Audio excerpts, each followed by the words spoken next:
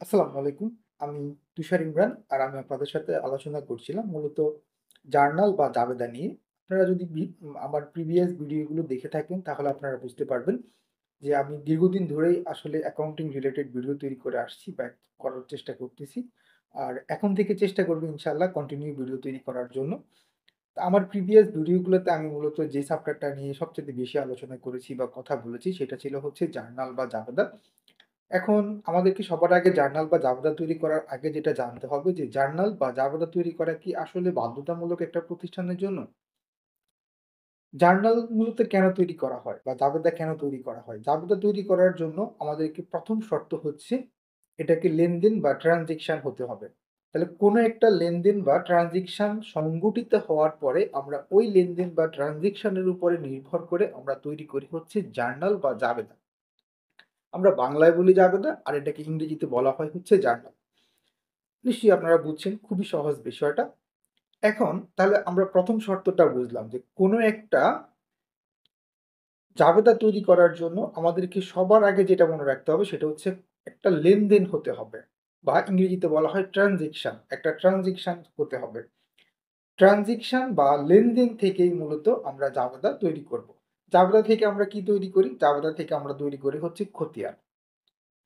খতিয়ানের পর আমরা তৈরি করি হচ্ছে রেওয়ামেল। তারপরে যদি কোনো সমন্বয় থাকে সেই সমন্বয়গুলোকে আমরা অ্যাডজাস্ট করার পরে আমরা আরো একটা রেওয়ামেল তৈরি করি।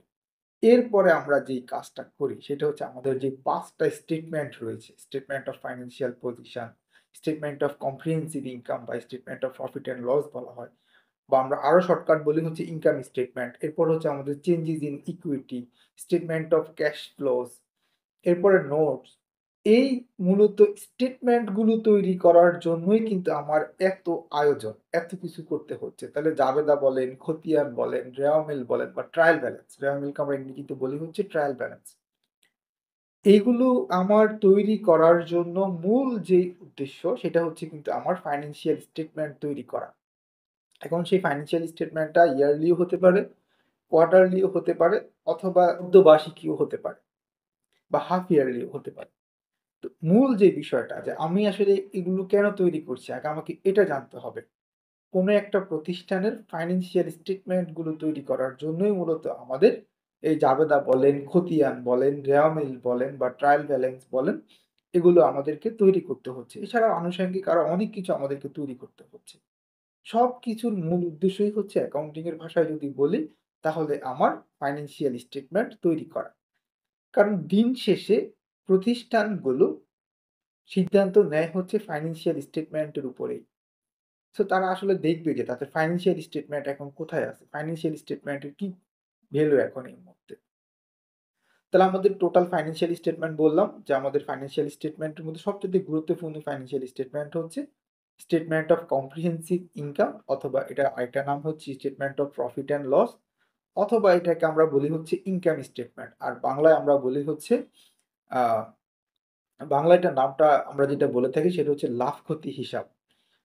তো আশা করি আপনারা বুঝতে পারছেন যে লাভ ক্ষতি হিসাবের মাধ্যমে আমরা মূলত জানতে পারি হচ্ছে আমাদের নেট প্রফিট কত হচ্ছে, আমাদের এক্সপেন্স গুলো কি, কি আছে, আমাদের ইনকাম গুলো কি, কি হয়েছে। এরপরে আমাদের যেটা দরকার হয় সেটা হচ্ছে আমাদের ব্যালেন্স শিট তৈরি করতে হয়। ব্যালেন্স শিটের আরেকটা নাম হচ্ছে স্টেটমেন্ট অফ ফাইন্যান্সিয়াল পজিশন। যেখানে আমরা আমাদের ফাইন্যান্সিয়াল অবস্থানগুলো জানতে পারি যে আমাদের কত টাকা অ্যাসেট এই মুহূর্তে রয়েছে, টোটাল অ্যাসেট, ফিক্সড অ্যাসেট বলেন, কারেন্ট অ্যাসেট বলেন অথবা আমার ইনভেস্টমেন্ট বলেন, সবকিছু মিলিয়ে আমার এই মুহূর্তে টোটাল অ্যাসেটের ভ্যালুটা কত সেটা আমরা জানতে পারি। আমার লায়াবিলিটিস গুলো আমরা জানতে পারি। আরেকটা স্টেটমেন্ট আমরা তৈরি করি হচ্ছে statement of changes in equity বা মালিকানা শর্তের বিবরণী। তো এরপর আমরা রেগুলার আবার নোটস তৈরি করি। এরপরে আইএএস 7 অনুসারে আমরা তৈরি করি হচ্ছে স্টেটমেন্ট অফ ক্যাশ ফ্লো।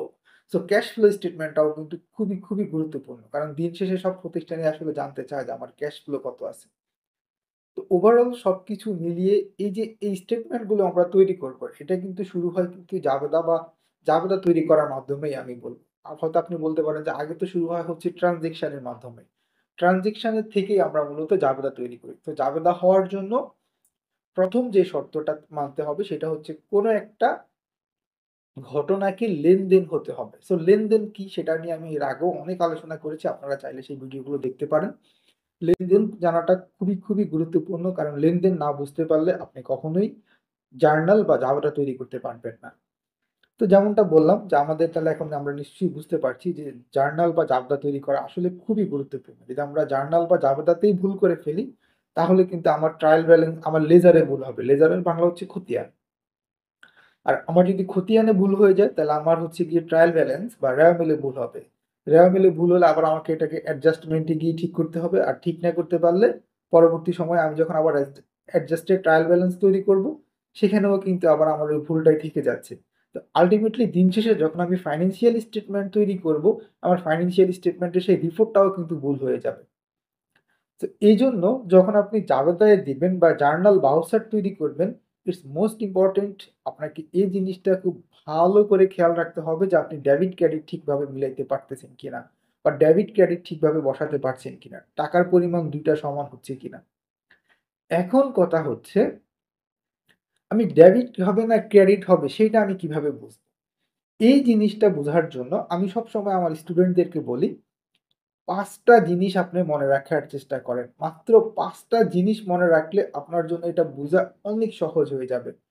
১ম ২ টা জিনিস মনে রাখেন যেটা আমার হিট করবে হচ্ছে স্টেটমেন্ট অফ কম্প্রিহেনসিভ ইনকাম এর মধ্যে বা প্রফিট অ্যান্ড লস অ্যাকাউন্ট এর মধ্যে। সেটা কি? Expense and income. ইনকাম আর হচ্ছে এক্সপেন্স। এই ২ টা জিনিস যদি আপনি ভালো করে মনে রাখেন, তাহলে কিন্তু আপনার জাবেদা তৈরি করতে খুব সহজ হবে। কিভাবে? যদি আপনার ইনকাম ইনক্রিজ করে বা বৃদ্ধি পায়, তাহলে আপনার হবে ক্রেডিট। ইনকাম বাড়লেই আমরা এটাকে ক্রেডিট করব। ইনকাম যেভাবেই বাড়ুক না কেন, যখনই আমার প্রতিষ্ঠানে ইনকাম ইনক্রিজ করবে, ইনকাম বৃদ্ধি পাবে, তখন এটা হবে কিন্তু ক্রেডিট। আবার ইনকাম যদি কোনো কারণে ডিক্রিজ করে, খুব বেশি একটা হবে না। বাট বাই চান্স যদি ইনকাম ডিক্রিজ করে, তখন আবার কিন্তু ওটাকে আমরা ডেবিট হিসেবে দেখাবো। সো এটা নিশ্চয়ই বুঝে গেছেন যে খুবই ইজি থিংকিং, একেবারেই সহজ। যদি আমার আয় বাড়ে, বাংলায় আমরা বলি হচ্ছে আয়। আর আমরা এটাকে ইংরেজিতে বলি হচ্ছে ইনকাম। তো অনেকে এখন বলবেন রেভিনিউ। রেভিনিউ আবার আরেকটা গল্প। হ্যাঁ, রেভিনিউ এখন আপাতত ধরে রাখতে পারেন বা ইনকাম বা রেভিনিউ। সো ইনকাম বা রেভিনিউ যদি আমার বৃদ্ধি পায় তাহলে হবে ক্রেডিট। আর যদি হ্রাস পায় বা কমে যায়, ডিক্রিজ করে তাহলে হবে ডেবিট। একই সাথে হচ্ছে আমার এক্সপেন্স বা ব্যয়। এখন আবার অনেকে হয়তো বলতে পারেন যে ভাইয়া এক্সপেন্স ব্যয় আর আ খরচ কি এক জিনিস বা কস্ট আর এক্সপেন্স কি এক জিনিস? কস্ট আর এক্সপেন্স এক জিনিস না। কিন্তু জার্নাল তৈরি করার সময় ইফেক্টটা একই হবে। এখন আপাতত সেটাই মনে রাখেন। যদি আপনার কস্ট বাড়ে বা আপনার খরচ বাড়ে বা এক্সপেন্স বাড়ে তাহলে হবে আমাদের ডেবিট। আর কমলে ক্রেডিট। তাহলে এই ২ টা জিনিস আমরা ভালো করে বুঝলাম। কারণ এই ২ টা জিনিস আমাদের আসে কোথায়? এই ২ টা জিনিস আসে হচ্ছে স্টেটমেন্ট অফ কম্প্রিহেনসিভ ইনকাম এর মধ্যে। বা আমরা বলি হচ্ছে বাংলায় লাভ-ক্ষতি হিসাবের মধ্যে আসে। বা এটার আরেকটা নাম হচ্ছে বিশদ আয় বিবরণী। তো বিশদ আয় বিবরণীর মধ্যে এটা আসে। কি বিশদ আয় বিবরণীর মধ্যে আমাদের আসে? খরচ আর হচ্ছে গিয়ে আয়। Income and expense. তাহলে ইনকাম যদি বাড়ে তাহলে ক্রেডিট আর যদি খরচ বাড়ে তাহলে হচ্ছে ডেবিট। এটা একেবারে ভালো করে মনে রাখার চেষ্টা করবেন। এখন আপনার যত খরচ হবে, প্রত্যেকদিন যত লেনদেন আসবে বা ট্রান্সেকশন আসবে খরচ সংক্রান্ত, প্রত্যেকটা খরচের জন্য আপনি ডেবিট করবেন। ধরেন আপনি প্রোডাক্ট পারচেজ করেছেন বা ক্রয় করেছেন। সো ক্রয় করাও হচ্ছে one kind of expense বা খরচ। যদিও এটা নিয়ে অনেক কথা আছে সেগুলো আমরা অন্য দিন আলোচনা করব। এটা জাস্ট আমি বেসিক গুলো আলোচনা করার চেষ্টা করছি। তো এই ক্ষেত্রে যদি আপনার খরচ হয়, ডেবিট হবে। আপনি বাড়ি ভাড়া দিলেন, তাহলে একটা খরচ হচ্ছে, ডেবিট হবে। আপনি অফিসের এমপ্লয়িদেরকে আপনি সেলারি দিলেন, এটা আপনার খরচ হচ্ছে, ডেবিট হবে। আপনি বিজ্ঞাপন দিলেন, অ্যাডভার্টাইজমেন্ট করলেন, ডিজিটাল মার্কেটিং এর জন্য আপনি এক্সপেন্স করলেন। যত ধরনের আপনি আ এন্টারটেইনমেন্ট এর জন্য খরচ করলেন, ইভনিং টিফিনের জন্য অফিসে ছোট খরচ যেগুলা হয় যে ইভনিং টিফিন, যেগুলো আমরা আবার প্রিটি ক্যাশ থেকে ব্যবহার করে থাকি। এখন আবার অনেকে হয়তো প্রশ্ন করতে পারেন যে, ক্যাশ আর প্রিটি ক্যাশ এর মধ্যে কি পার্থক্য আছে? হ্যাঁ, ক্যাশ আর প্রিটি ক্যাশ এর মধ্যেও পার্থক্য আছে। ক্যাশ একটা, প্রিটি ক্যাশ আরেকটা। কিন্তু দিন শেষে কিন্তু ২ টা একই। সো আল্টিমেটলি দিন শেষে একই, কিন্তু সংজ্ঞা কিন্তু ২ টার জন্য আলাদা। তো ক্যাশ আর প্রিটি ক্যাশ এর মধ্যে কিছুটা পার্থক্য রয়েছে। এক্সপেন্স আর কস্ট এর মধ্যে পার্থক্য রয়েছে। নামগুলো শুনলেই কিন্তু বোঝা যায় যে এগুলো কিন্তু আসলে একই রকম দেখালেও, একই রকম শোনালেও ultimately at the end of the day ২ টা কিন্তু এক না। সো আই থিংক আপনারা বুঝতে পারছেন যে আমরা যত ধরনের খরচ হবে, প্রত্যেকটা খরচকে আমরা জাবেদা করার জন্য বা জার্নাল করার জন্য ডেবিট করব। আর ক্রেডিট কে হবে? ক্রেডিট হবে যদি আমরা খরচের টাকাটা ক্যাশ থেকে দিয়ে দিই, তাহলে আমাদের ক্যাশ ক্রেডিট হবে। কারণ আমাদের ক্যাশ কমে যাবে। যদি আমরা খরচের টাকাটা ব্যাংক থেকে পরিশোধ করি, তাহলে আমাদের ব্যাংক ক্রেডিট হবে। কারণ আমার ব্যাংকের টাকা কমে যাচ্ছে। একই সাথে হচ্ছে যদি খরচের টাকাটা আমরা নাই দিয়ে থাকি, পরিশোধই না করি, বাকি রেখে দিই, তখন আবার আমাদের অ্যাকাউন্টস পেয়েবল আসবে বা নোটস পেয়েবল আসবে। এই ৩ টার বাইরে আর আসার সম্ভাবনা নাই। আর কি আসবে? তাহলে আপনারা চিন্তা করেন একবার। কত সহজে কিন্তু আপনি জার্নালগুলো তৈরি করে ফেলতে পারতেছেন। শুধুমাত্র এক্সপেন্স এর জার্নাল যদি আপনি বুঝে ফেলেন, আপনার মোটামুটি ৩০% জার্নাল শিখা শেষ। এবার আপনার যদি ইনকামের কথা চিন্তা করেন, ধরেন আপনি ইনকাম একটা সিম্পল এক্সাম্পল যদি বলি যে আমরা সেলস করে আমরা ইনকাম করলাম বা বিক্রি করে আমরা ইনকাম করলাম। তো বিক্রি করে যদি আমাদের ইনকাম হয়, সেই ক্ষেত্রে আমাদের ইনকাম যদি ইনক্রিজ করে বা বৃদ্ধি পায় বা বাড়ে, তাহলে আমাদের ক্রেডিট হবে। তো আমাদের বিক্রয় ক্রেডিট হবে। এখন আমার বিক্রি করে আমি কি পাচ্ছি? এবার আমাকে চিন্তা করতে হবে। যদি আমি নগদ টাকা পেয়ে যাই, তাহলে আমার নগদ টাকা বাড়বে। সো আমার ক্যাশ ডেবিট হবে। যদি আমি ব্যাংকের মাধ্যমে টাকাটা পাই, তাহলে আমার ব্যাংক ডেবিট হবে। আর যদি আমি টাকাই না পাই, ওকে বাকিতে বিক্রি করে দিই। বাকিতে বিক্রি করে এটা আমাদের একেবারে কমন একটা সিনারিও আমাদের দেশে। আমরা সবাই বাকিতে ক্রয় বিক্রয় করে থাকি। বা আমরা নিজেরাও বাকিতে কিনি মানুষের কাছ থেকে, বিভিন্ন দোকানদারের কাছ থেকে। তখন হবে আমাদের দেনা-দার হিসাব। বা আমরা এটাকে ইংরেজিতে বলি হচ্ছে অ্যাকাউন্টস রিসিভেবল। আবার নোটস রিসিভেবল ও হতে পারে। আমি অন্য কোনো ভিডিওতে অ্যাকাউন্টস রিসিভেবল, নোটস রিসিভেবল নিয়ে আলোচনা করব।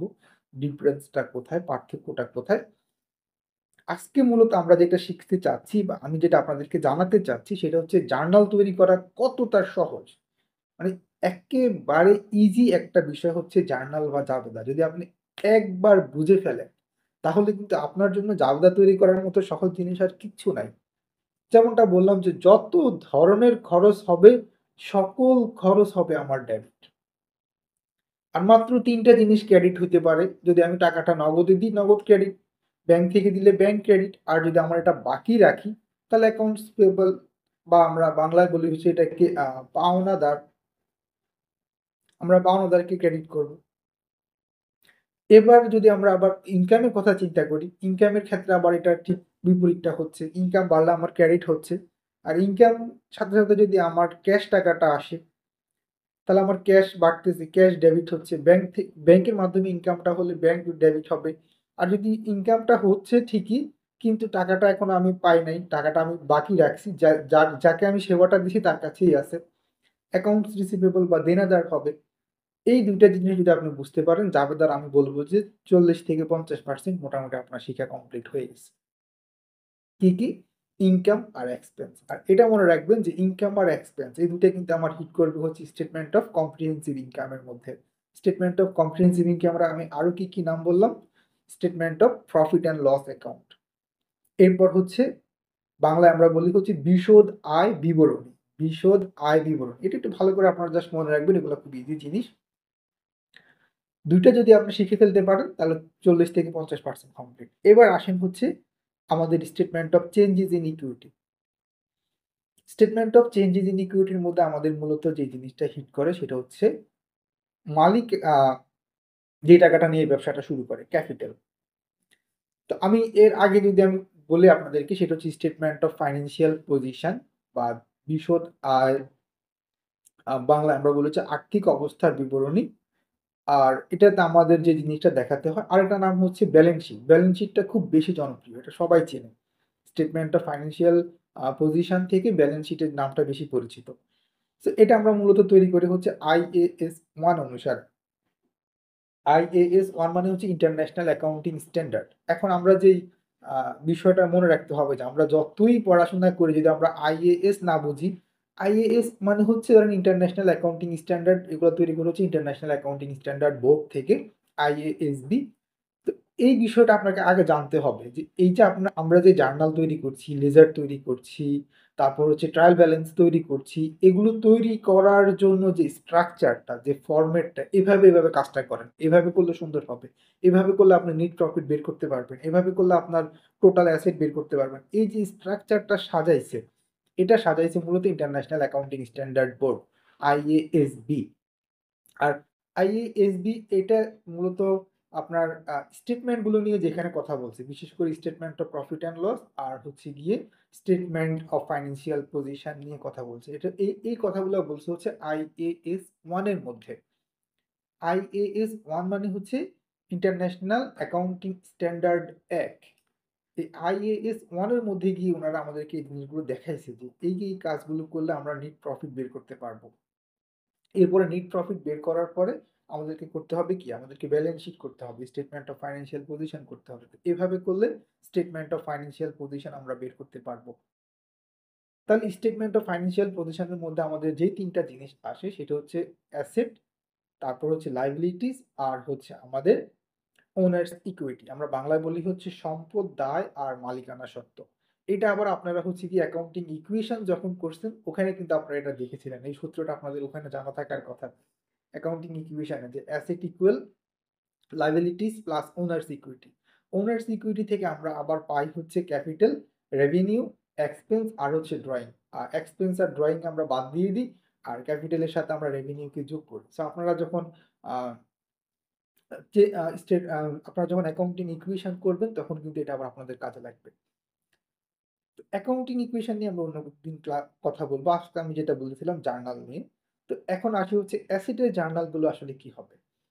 অ্যাসেট ২ ধরনের আমরা সাধারণত দেখতে পাই। একটা হচ্ছে কারেন্ট অ্যাসেট আর একটা হচ্ছে ফিক্সড অ্যাসেট। এছাড়াও আমাদের আরো অ্যাসেট রয়েছে যেমন ইনট্যানজিবল অ্যাসেট। কারেন্ট অ্যাসেট আর ফিক্সড অ্যাসেট গুলোকে মূলত আমরা বলি হচ্ছে ট্যানজিবল অ্যাসেট মানে স্পর্শনীয় সম্পদ। বাংলায় মেবি স্পর্শনীয় সম্পদ বলে। আর আরেকটা হচ্ছে আমাদের ইনট্যানজিবল অ্যাসেট, অস্পর্শনীয় সম্পদ। অস্পর্শনীয় সম্পদগুলো আসলে কেমন হয়ে থাকে আপনারা খুব ইজিলি এটা বুঝে যাবেন। আমি যদি একটু দিয়ে একটা এক্সাম্পল দিই। ধরেন গুডউইল। এখন গুডউইল আপনি যদি কোথাও কেনাকাটা করতে যান, আপনি চাইবেন যে হচ্ছে গিয়ে ধরেন আপনার মোবাইল কিনবেন। আপনার ফার্স্ট প্রায়োরিটি থাকে হচ্ছে গিয়ে আপনি Apple এর একটা মোবাইল কিনবেন, হ্যাঁ? Apple হাতে নিয়ে ঘুরলেই কি একটা ভাবসাব। সো Apple ফোনের প্রতি এত ঝোঁক কেন? কারণ তাদের একটা গুডউইল আছে, সুনাম আছে। বা আমাদের দেশীয় ব্র্যান্ড আপনি যদি জামাকাপড় কিনতে যান, আপনি ক্যাশসাইতে যাবেন, ইউলোতে যাবেন, ফ্রিল্যান্ডে যাবেন বা আদার্স যেগুলো রয়েছে আপনার ওগুলোতে যাবেন। এটা কেন হচ্ছে? কারণ তাদের একটা গুডউইল রয়েছে। আপনি তখন ধরেন আপনি খেতে যাবেন, কোন একটা ভালো আপনি কেনাকাটা করতে যাবেন গ্রোসারিস। আপনি চিন্তা করবেন যে স্বপ্নতে যাই বা আগোড়াতে যাই, মিনা বাজারে যাই। কেন? তাদের একটা গুডউইল রয়েছে। তো এই গুডউইল বা সুনামটাও কিন্তু ক্যালকুলেশন করা যায়। আর এটাকেই আমরা বলি হচ্ছে ইনট্যানজিবল অ্যাসেট, অস্পর্শনীয় সম্পদ। এছাড়াও আরো কি থাকতে পারে? ট্রেডমার্ক থাকতে পারে, পেটেন্ট থাকতে পারে। আরো অনেক কিছু রয়েছে। ওটা অন্যদিন আলোচনা করব। আজকের আলোচনার বিষয় হচ্ছে যে যখনই আমার সম্পদ বাড়বে, সেটা হোক কারেন্ট অ্যাসেট, হোক সেটা ফিক্সড অ্যাসেট, হোক সেটা ইনটেনজিবল অ্যাসেট অথবা ইনভেস্টমেন্টটাও কিন্তু বিনিয়োগ, ইনভেস্টমেন্ট বা বিনিয়োগ হোক, যাই হোক না কেন, যখনই আমার অ্যাসেট বাড়বে তখন এটা আমার ডেবিট হবে। যেমন আমরা যখন ইনকামের জার্নাল করেছিলাম সেখানে আমরা দেখেছিলাম যে আমাদের ক্যাশ ডেবিট করেছিলাম আমরা। তারপর আমরা ব্যাংককে ডেবিট করেছিলাম। আমরা অ্যাকাউন্টস রিসিভেবল কে ডেবিট করেছিলাম। কেন এগুলাকে আমরা ডেবিট করতেছিলাম? বললাম যে যেটাই ইনকাম হোক, ইনকামটা আমরা ক্রেডিট করবো আর এগুলাকে আমরা ডেবিট করবো। ক্যাশ বাড়লে ক্যাশ ডেবিট করবো, ব্যাংকে বাড়লে ব্যাংক ডেবিট করবো আর অ্যাকাউন্টস রিসিভেবল হলে অ্যাকাউন্টস রিসিভেবল কে ডেবিট করবো। এটা ডেবিট করার মূল কারণই হচ্ছে আমার এগুলো ছিল হচ্ছে এলিমেন্টস অফ অ্যাসেট। এগুলো অ্যাসেটেরই এলিমেন্টস। সো যখনই আমার অ্যাসেটের এলিমেন্টস গুলো বাড়ে বা অ্যাসেট ইনক্রিজ করে তখনই আমার জার্নাল বা দাবদা হয় কিন্তু ডেবিট। যেমন যদি আমার ক্যাশ টাকা বাড়ে আমার ক্যাশ ডেবিট, আমার ব্যাংকে টাকা বাড়লে ব্যাংক ডেবিট, আমার ফার্নিচার বাড়লে ফার্নিচার ডেবিট, আমার অফিস ইকুইপমেন্ট বাড়লে অফিস ইকুইপমেন্ট বলতে আমরা এসি টিভি ফ্রিজ ট্রিজ এগুলোকে বোঝাচ্ছি। অফিস ইকুইপমেন্ট বাড়লে আমার অফিস ইকুইপমেন্ট ডেবিট, আমার মেশিনারিজ বাড়লে মেশিনারিজ ডেবিট।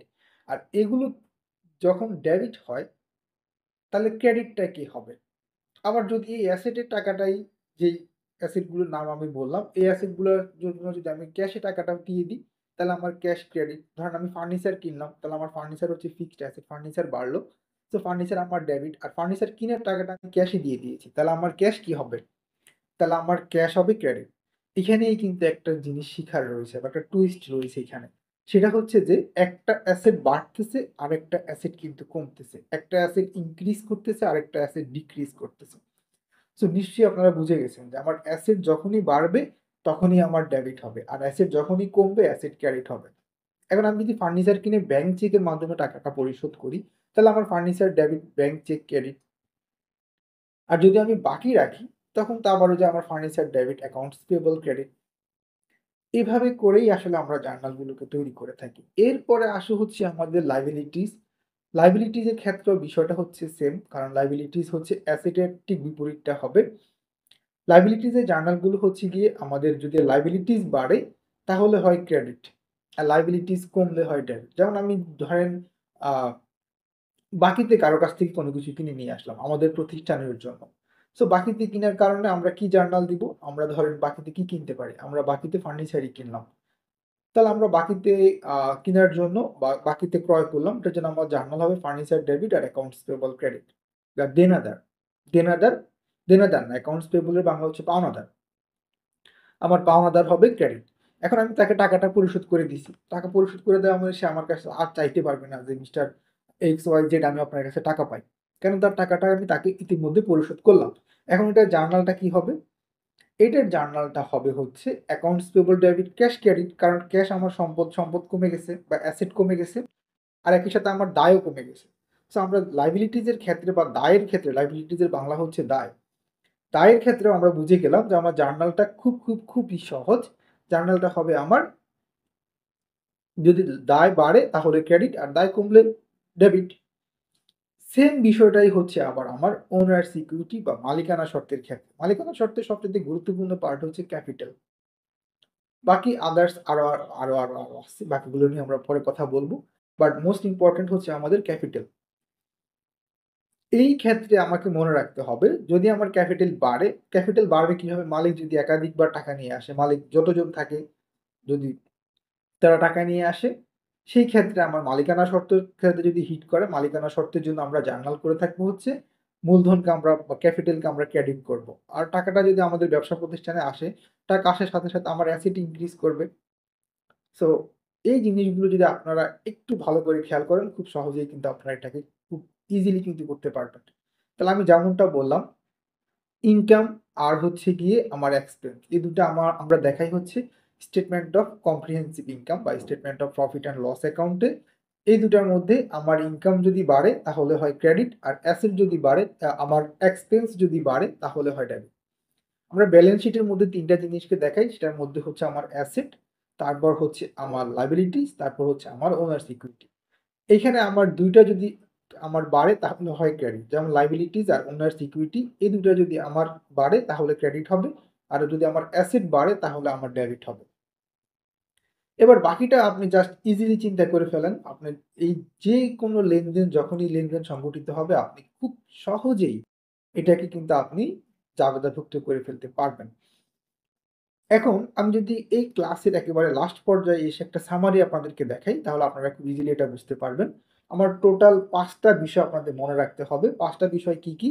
১ম এ মনে রাখবেন হচ্ছে এক্সপেন্স, তারপর হচ্ছে ইনকাম, তারপর হচ্ছে অ্যাসেট, তারপর হচ্ছে আমার লায়াবিলিটিস, তারপর হচ্ছে আমার ওনার সিকিউরিটি বা ক্যাপিটাল। এখান থেকে যে জিনিসটা মনে রাখবেন, এটাকে আমরা এখন ২ টা পার্টে যদি ভাগ করে ফেলি, আমার অ্যাসেট আর এক্সপেন্স কে আমরা একদিকে রাখি। আর আমার হচ্ছে গিয়ে লায়াবিলিটিস, ইনকাম আর হচ্ছে ওনার সিকিউরিটি কে আমি আরেক দিকে রাখি। তাহলে দেখেন অ্যাসেট আর এক্সপেন্স বাড়লে ডেবিট হয়। আর হচ্ছে আমার liabilities, income and owner security এগুলো যদি বাড়ে তাহলে আমার ক্রেডিট হয়। আশা করি বুঝতে পারছেন আপনারা। বিষয়টা খুবই সহজ। আবার যদি আমার অ্যাসেট আর হচ্ছে গিয়ে এক্সপেন্স কমে যায় তাহলে ক্রেডিট হয়। আবার যদি আমার লায়াবিলিটিস এরপর হচ্ছে ইনকাম আর হচ্ছে ওনার সিকিউরিটি কমে যায় তাহলে ডেবিট হয়। এভাবে যদি আপনারা চিন্তা করতে পারেন বিষয়টা কিন্তু খুবই সহজ। আমার কাছে মনে হয় এটা নিয়ে খুব ভয় পাওয়ার কিছু নেই। জার্নালকে খুব কঠিন করে দেখারও কিছু নেই। জাবেদা যদিও তৈরি করা বাধ্যতামূলক না, কিন্তু প্রত্যেকটা প্রতিষ্ঠানই কিন্তু বেশিরভাগই প্রত্যেকটা প্রতিষ্ঠান না হলেও আমাদের দেশে বেশিরভাগ প্রতিষ্ঠানই কিন্তু জার্নাল বাউচার তৈরি করে এবং দিনই শুরু হয় কিন্তু জার্নাল ব্রাউজার তৈরি করার মাধ্যমে। আপনি যতগুলো সফটওয়্যারের কথা বলবেন, আপনি কুইকবুক বলেন, আপনি জিরুস বলেন, আপনি ERP 9 বলেন বা ERP প্রিমিয়াম এখন আরো অ্যাডভান্স চলে আসছে ওটার কথা বলেন, অথবা আরো যেসব লোকাল সফটওয়্যার রয়েছে আমাদের দেশে, আপনি অ্যাকাউন্টিং এ যখনই হিট করবেন, অ্যাকাউন্টিং এ যখনই আপনি টাচ করবেন, আপনাকে জার্নাল দিয়েই কিন্তু টাচটা করতে হবে বা জার্নাল দিয়েই শুরু করতে হবে। সো সেজন্য জাবেদার গুরুত্ব অনেক বেশি। জাবেদা ভালো করে শিখার চেষ্টা করবেন। জাবেদা ভুল করে ফেললে বাকিগুলো অটোমেটিক্যালি ভুল হতে থাকবে। সো জাবেদাতে যাতে ভুল না হয় বা জার্নালে যাতে ভুল না হয় এই জিনিসটা একটু ভালো করে মনে রাখার চেষ্টা করবেন। হ্যাঁ, এটা দিন শেষে সঠিক বা ঠিক যে জাবেদা যদি আপনি ভালো করে শিখে ফেলেন তাহলে কিন্তু আপনি মোটামুটি অ্যাকাউন্টিং রিলেটেড বিষয়গুলো সম্পর্কে বলা চলে যে আপনার 20 থেকে 25% কি 30% কিন্তু শিখা কমপ্লিট হয়ে গেছে। সো জাবেদাকে ভালো করে শিখার চেষ্টা করবেন। আর আজকের মতো ভিডিওটা এখানেই শেষ করব। সবাইকে আবারও ধন্যবাদ ভিডিওটি দেখার জন্য।